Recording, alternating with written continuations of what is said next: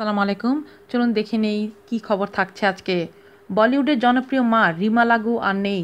বলিউডের অভিনেত্রী জনপ্রিয় অভিনেতা মা খ্যাত রিমা লাগু আর নেই।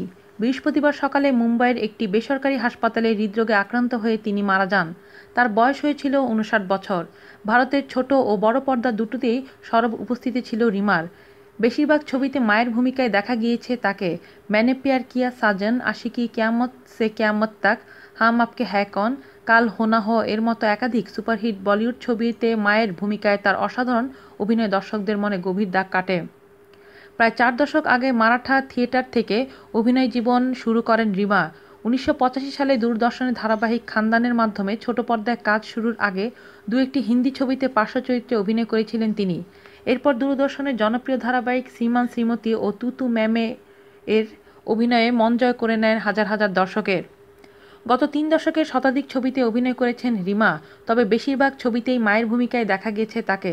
৭০-এর দশকে নিরূপা রায় আর ৯০-এর দশকে রিমা লাগু বলিউড ছবির সবচেয়ে সফল এবং জনপ্রিয় মা। আজ এই পর্যন্তই। ভালো থাকবেন সবাই। আল্লাহ হাফেজ।